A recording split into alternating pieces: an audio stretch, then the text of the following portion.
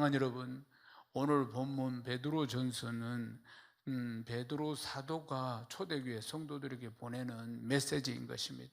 그 당시는 정말 어려웠죠. 초대교회 때는 얼마나 박해가 많았는지 모릅니다. 예수 믿는 것 때문에 그냥 순교하는 것은 일상이었던 것입니다. 이러한 시절에 초대교회 성도들을 향해서 베드로 사도가 가장 수장인, 제자들 중에서 가장 수장인 베드로 사도가 전하는 메시지인 것입니다.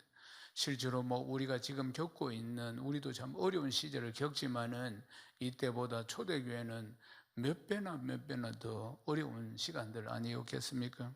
정말 신앙생활이 목숨을 걸어야 가능한 거 아니겠습니까? 그런 정말 어려운 상황이었습니다.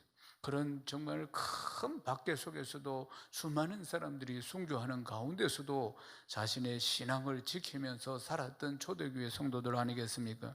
그래서 초대교회 성도들은 부득이하게 그 너무나 핍박이 심하고 너무나 박해가 심하기 때문에 각 도시로, 각 여러 지역으로 다 흩어져서 그 다음은 땅 위에서는 살 수가 없으니까 땅 밑으로, 그러니까 땅 밑으로 들어가서 땅굴을 팔고 그렇게 살았던 것입니다. 그것이 카타콤입니다. 그러니까 지하 공동묘지입니다. 지하 공동묘지인데 이 땅의 토질이 석회암입니다. 그러니까 파기가 쉬워요.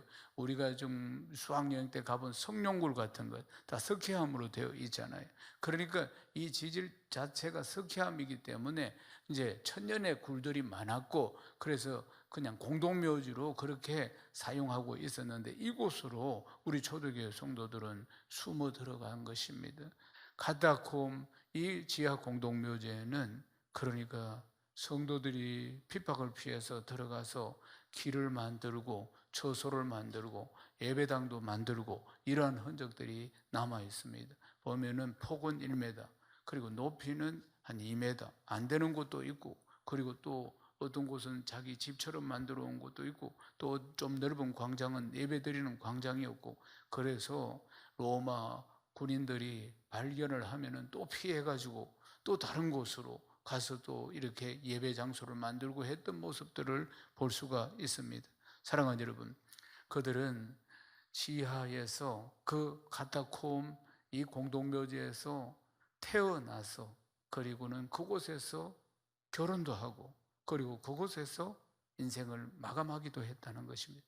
평생을 200년 이상 핍박이 있었기 때문에 평생을 그곳에서 보내게 된 것이죠. 그렇지만은 그들 안에는 소망이 있었습니다. 그들 안에는 사명이 있었어요. 그들의 소망이 뭡니까? 밝은 태양 아래서 마음껏 하나님께 예배 드리는 것입니다. 그날을 기대하는 것이에요. 그리고 곧 오시겠다고 하신 예수 그리스도가 소망이었고, 예수 그리스도를 기다리고, 그리고 예수 그리스도를 전하는 삶, 예배하는 삶을 그들은 그 상황 가운데서도 간절하게 살았다는 사실입니다. 사랑하는 여러분, 이것이 그들의 소망이었고 이것이 그들의 사명이었던 것입니다. 초대교회 박해를 피해서 성도들이 여러 도시로 흩어졌습니다. 그 흩어진 그 지역에서 그들은 때로는 카타콤에서, 때로는 어떤 지역에 있으면서 이 사명을 감당하고 이 소망을 붙들고 살았다는 사실 아니겠습니까? 사랑하는 여러분, 어두운 카타콤이지만은 그들은 다시 오실 예수 그리스도에 대한 소망이 확실히 있기 때문에 그들은 그들에게 주어진 사명을 기쁨으로 감사함으로 잘 감당할 수가 있었던 것입니다. 아멘입니까? 오늘 본문인 베드로전서 1장 1절에서 2절 말씀 우리 함께 읽겠습니다. 예수 그리스도의 사도 베드로는 본도, 갈라디아, 갑바도기아, 아시아와 비두니아에 흩어진 나그네 곧 하나님 아버지의 미리 하심을 따라 성령이 거룩하게 하심으로 순종함과 예수 그리스도의 핏부림을 얻기 위하여 택하심을 받은 자들에게 편지하노니 은혜와 평강이 너희에게 더욱 많을지어다. 은혜와 평강이 더욱 많을지어다. 은혜와 평강이 너희에게 더욱 많을지어다. 이들이 본도, 도시 이름입니다. 그 당시에 갈라디아, 그 다음 갑바도기아, 아시아, 비두니아 이러한 도시로 다 흩어졌는데 사도 베드로는 나그네라고 칭합니다. 흩어져서 지금 신앙생활하고 있는 초대교회 성도들을 나그네라고 했습니다. 박해를 피해서 각 지역으로 멀리 멀리 흩어져 있는 그들을 나그네, 그렇죠, 우리가 나그네 인생 아닙니까? 사랑하는 여러분, 잠시 머물다가 갑니다. 너무 연연해하지 마십시오. 너무 힘들어하지 마십시오. 너무 마음 아파하지 마십시오. 잠시 머물다 가는 것입니다. 우리 인생은 나그네임을 기억해야 합니다. 사랑하는 여러분, 나그네 인생, 항상 그리스도인은 우리의 시민권은 하나님 나라에 있고 우리의 소망은 하나님 나라에 있고 이 땅은 잠시 머물다 가는 것입니다. 아멘이십니까? 항상 기억하십시오. 나그네 인생이라는 것입니다. 사랑하는 여러분, 그러므로 우리 나그네 인생은 이 땅의 소망이 아닙니다. 우리 나그네 인생은 예수 그리스도가 소망이고 하나님 나라, 천국이 우리의 소망인 줄로 믿습니다.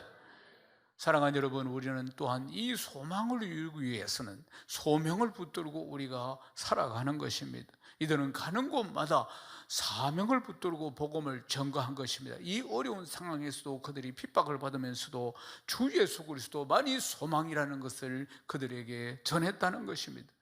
가는 곳마다 같은 곳 같은 이런 예배 처소를 만들면서 그들이 함께 예배를 드리고 그리고 하늘의 소망을 전했다는 사실입니다.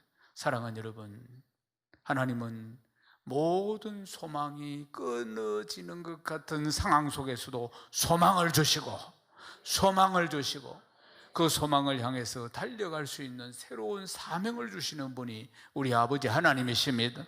우리로 하여금 날마다 새 힘을 받아서 달려갈 수 있도록 하시는 분이 좋으신 우리 아버지 하나님이십니다.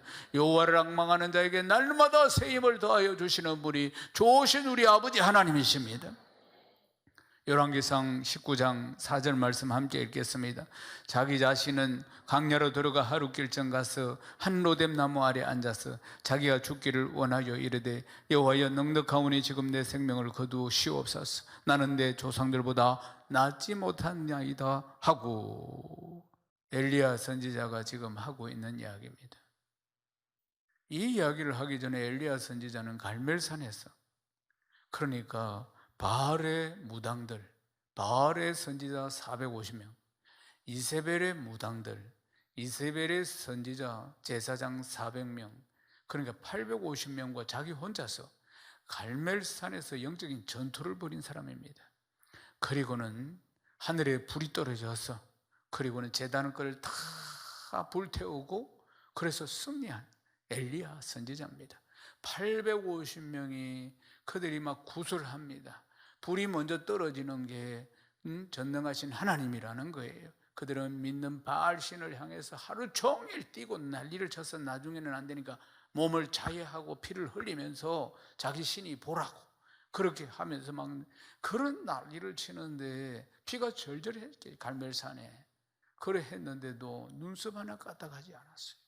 그리고 그들이 지쳐서 나가 떨어지고 난 뒤에 너희들 신은 자느냐 조느냐 어디 갔느냐 조롱하면서 한 번 기도 딱 하니까 하나님이 불을 내려서 그 덮어놓은 물까지도 다 꼬랑까지도 다 핥았습니다. 그래서 하나님이 전능하신 하나님이라는 사실을 딱 증거해 보이고 그들을 다 잡아서 기손 시내가에서 다 죽였습니다. 얼마나 엄청난 영적 승리입니까? 엄청난 영적 승리. 850명의 무당입니다. 한 명도 아니에요. 그런데 그들 앞에서도 눈썹 하나 까딱하지 않았다는 것입니다. 그런데 이 사실을 알고 이세벨이 자기 종들이 다 죽었으니까, 그러니까 복수하겠다고 사람을 보내서 내일 이맘때쯤에는 내가 너를 죽이겠다, 그렇게 이야기한 거예요. 그런데 세상에 그렇게 영적인 거장인 엘리야가 그 말 한마디를 듣고 그리고는 쇼크를 받아가지고 의기소침해가지고 도망을 갑니다.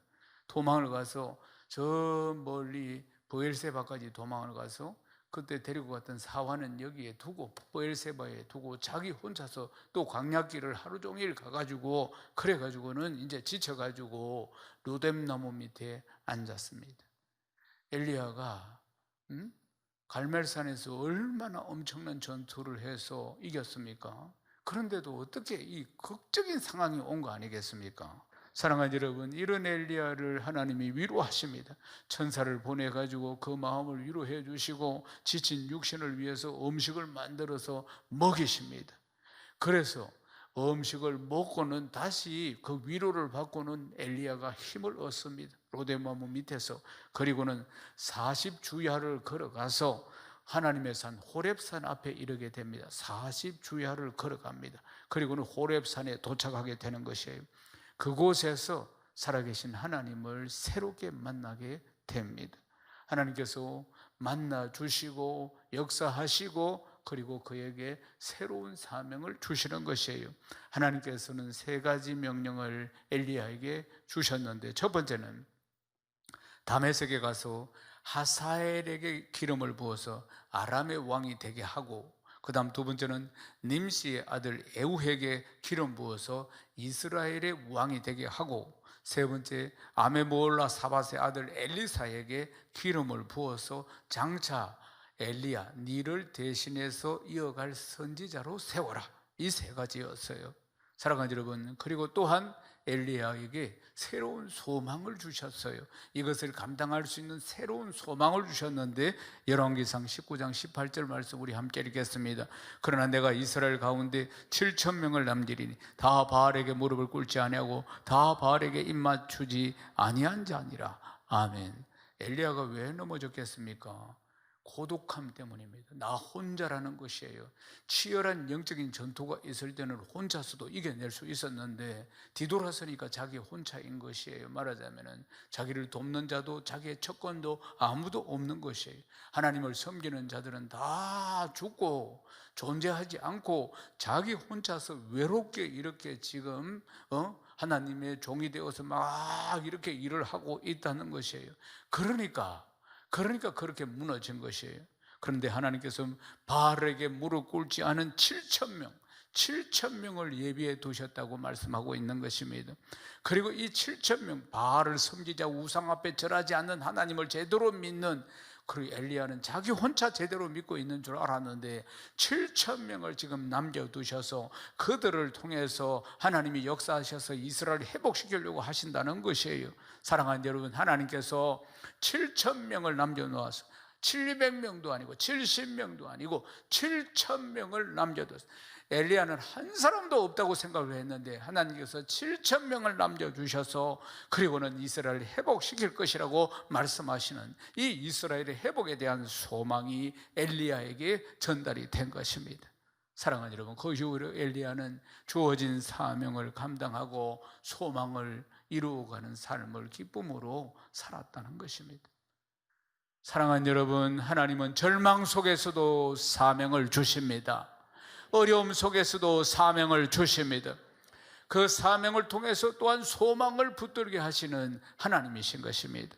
우리가 처한 상황이 암담하고 엄울하고 어렵다고 할지라도 우리는 그럴수록 더욱 하나님이 주시는 사명을 붙들어야 하는 것입니다.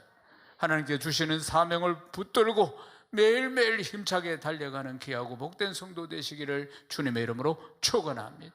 축원합니다. 사랑하는 여러분, 사람들은 소망이 있어야 살 수가 있습니다. 오늘보다도 밝은 내일을 꿈꾸고 그렇게 그 꿈이 있어야 내일은 더 좋아질 거야, 이러한 소망들이 있어야 오늘을 살아갈 수 있는 이유를 찾을 수가 있습니다. 내가 하루 세 끼를 먹고 오늘도 일어나서 그래도 열심히 살아야 할 이유는 내일에 대한 소망인 것입니다. 사랑하는 여러분, 특별히 코로나로 이렇게 전 세계가 힘들어하고 있는 이 상황 가운데서도 많은 사람들이 지구촌 곳곳에서 그래도 내일에 대한 희망을 바라보고 살아가고 있는 모습을 볼 수 있습니다. 이탈리아, 코로나 때문에 이동이 금지되고 모임이 금지되고 이제 밖에 나올 수 없는 그런 상황이 벌어졌습니다.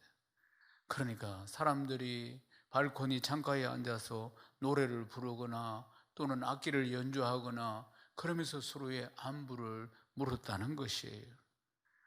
사랑하는 여러분, 이탈리아 시에나의 노래, 시에나의 골목, 아직도 중세의 건물들이 이 시에나 도시에는 그대로 있습니다.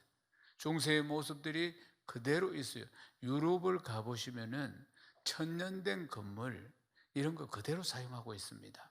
그대로. 그걸 절대로 파괴할 수가 없어요. 보면은 그걸 그대로 그냥 보존하고 1000년 전의 건물인데 지금도 그대로 사용하고 있는 거예요. 그 당시에 시에나의 인구가 25,000명이었어요. 근데 흑사병으로 16,000명이 죽었습니다. 그러니까 그 인구의 3분의 2가 흑사병으로 죽은 것이에요. 그런데도 불구하고 그것을 이겨내고 꿋꿋이 살아왔다는 것이에요. 그런데 흑사병이 창궐하고 지금 오늘 이 시대가 670년이 흘렀어요. 670년이 흘렀는데 다시 이 코로나로 인해서 지금 고통을 받고 있는 것입니다.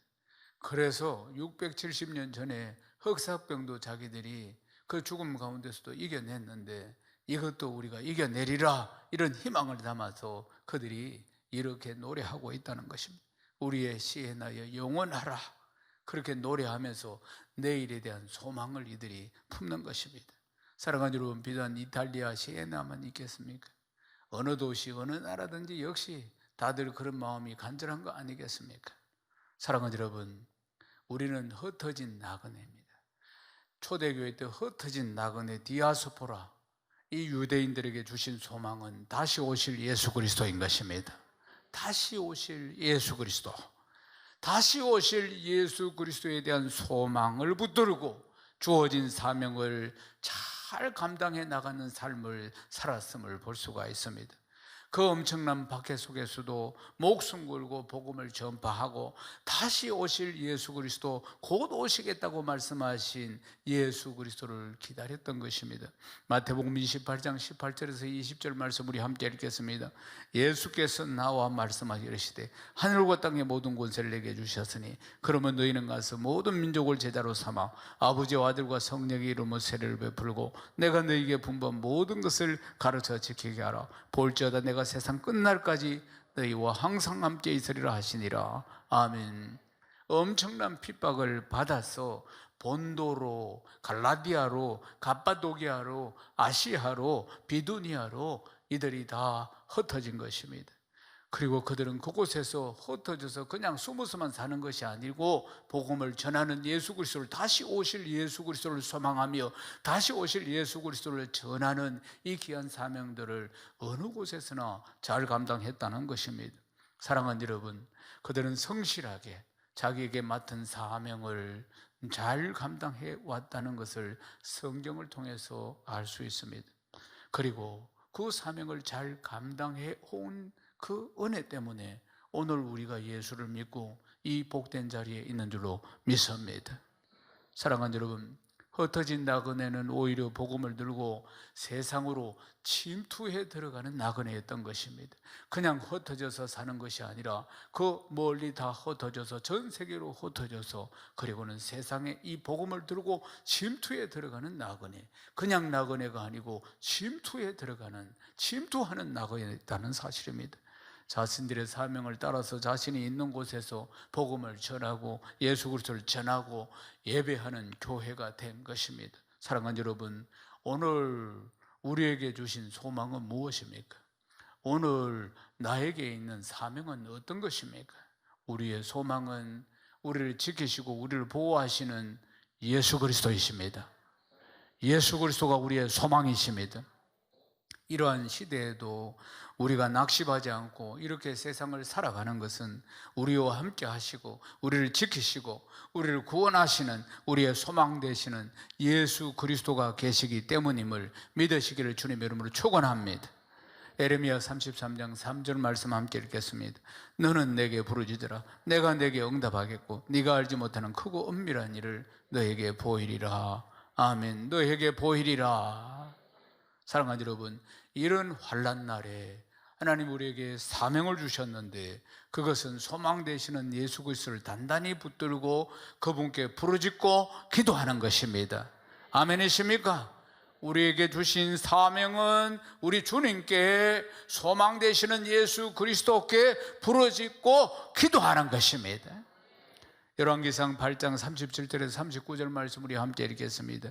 만일 이 땅에 기근이나 전염병이 있거나 곡식이 시들거나 깐부기가 나거나 메뚜기나 항충이 나거나 적국이 와서 성읍을 에워싸거나 무슨 재앙이나 무슨 질병이 있든지 막론하고 한 사람이나 혹 주의 온 백성 이스라엘이 다 각각 자기의 마음에 재앙을 깨닫고 이 성전을 향하여 손을 펴고 무슨 기도나 무슨 간구를 하거든 주는 계신 곳 하늘에서 들으시고 사하시며 각 사람의 마음을 아시오니 그들의 모든 행위대로 행하사 갚으시옵소서. 주만 홀로 사람의 마음을 다 아심이니이다. 아멘. 이 말씀은 예루살렘 성전을 건축해서 봉헌하면서 솔로몬이 하나님께 드린 기도입니다. 그런데 솔로몬이 예루살렘 성전을 건축해서 봉헌하면서 하나님께 드린 기도의 내용을 보면은 이렇습니다. 무슨 재앙이나 무슨 질병이든지 이 성전을 향해서 손을 펴고 기도하고 간구할 때 하나님께서 들으시고 모든 행위대로 갚아달라고 하는 기도인 것입니다. 솔로몬은 잘 알고 있었습니다. 전염병이나 곡식이 시들거나 깐부기가 나거나 메뚜기나 황충이 나거나 적국이 와서 이 성읍을 에워싸는 이런 재앙과 질병이 온다 할지라도 어떤 상황 속에서도 그들을 지키시고 보호하시는 하나님이 계신다는 것을 알고 있었던 것입니다. 그래서 지금처럼 전염병이 오고 지금처럼 황충이 좀을 먹고 이런 어려운 시절에는 예루살렘 성전을 향해서 주의 전을 향해서 주의 전에 나와서 기도하면 역사가 일어나는 것입니다. 이것이 우리의 사명임을 기억해야 하는 것입니다. 우리가 지금 해야 할 일이 바로 이 사명인 것입니다. 이 역병 속에서도 이 어려움 속에서도 하나님의 성전을 향해서 하나님의 성전에 나와서 우리가 기도함으로 이 재앙으로부터 하나님이 우리를 지켜주시고 이 재앙이 지나가도록 우리가 간구하는 것이 지금 이 시대에 우리의 사명임을 믿으시기를 주님의 이름으로 축원합니다. 그 때문에 솔로몬은 성전을 봉헌하면서 전능하신 하나님 앞에 바로 이러한 기도를 드렸다는 것입니다. 사랑하는 여러분, 기도가 바로 이 시대에 하나님 우리에게 주신 사명입니다. 아멘이십니까? 우리에게는 소망이 있습니다. 우리를 구원하실 예수 그리스도께서 우리를 보호하시고 예수 그리스도께서 우리를 인도하시고 예수 그리스도가 우리의 소망입니다. 아멘이십니까? 소망은 완전하신 주 예수 그리스도라는 사실입니다. 허탄한 것에 소망을 두어서는 안 됩니다. 이 세상 나그네 길 살아가는데 이 세상 것에 소망을 두어서는 안 되는 것입니다. 다 지나가는 것이고 영원하는 것은 하나도 없다는 걸 기억해야 합니다. 소망은 오직 예수 그리스도이십니다. 이제 이 소망을 붙들고 우리의 사명, 이 기도의 사명을 잘 감당하는 그리스도인이 되어야 할 줄로 믿습니다. 아멘이십니까? 이 소망을 바라보며 기다리며 주어진 사명을 잘 감당하는 것은 그리스도인만이 할 수 있는 것입니다. 그리스도인만의 역할이라는 것입니다. 우리만 할 수 있다는 걸 기억해야 합니다. 소망 대신 예수 그리스도를 바라보고 그 소망을 향해서 우리가 간구하며 기도하는 것, 이것은 그리스도인의 특혜이라는 사실입니다. 사랑하는 여러분, 이 시대에 우리의 사명이 기도일진데 부르짖고 기도해서 날마다 승리하는 복된 성도 되시기를 주님의 이름으로 축원합니다. 부르짖고 기도할 때마다 하나님이 일하신다고 말씀하지 않았습니까? 일하시는 여호와, 그것을 지어서 성취하시는 여호와가 날마다 함께 하심을 믿으시기를 주의 이름으로 축원합니다. 이제 말씀을 마치려 합니다. 우리의 소망이 누구시라고요? 예수 그리스도. 예수 그리스도를 생각하면은 내 얼굴에 미소가 걸려야 하는 것입니다. 아멘이십니까? 현실의 어려움이나 암담함을 바라보는 것이 아니라 소망의 내일을 바라보면서 소망의 미래를 바라보면서 소망의 주 예수 그리스도를 붙들어야 하는 줄로 믿습니다. 우리는 지금 어려운 시간을 보내고 있습니다. 그러나 우리가 이 현실 앞에서 내가 의지할 분은 오직 하나님 한 분뿐이라는 걸 기억하셔서 그분에게 우리는 감사를 드립니다. 소망 되시는 예수 그리스도가 계시기 때문에 감사드립니다. 그리고 우리가 충성되이 여기셔서 하나님이 우리를 충성되이 여기셔서 이 기도의 사명을 우리에게 맡기셨다는 것을 또한 감사드리시기를 주님의 이름으로 축원합니다. 어두운 시대에도 기도할 수가 있습니다. 이 어려운 시기에도 우리는 기도할 수 있습니다. 기도함으로 소망 되시는 예수 그리스도를 바라보시기를 주님의 이름으로 축원합니다. 우리 풍성한 가족 모두가 이 어려운 시기에 우리의 소망 되시는 예수 그리스도를 바라보고 기도의 사명을 잘 감당함으로 소망의 미소가 떠나지 않는 복된 성도 되시기를 주님의 이름으로 축원합니다. 축원합니다.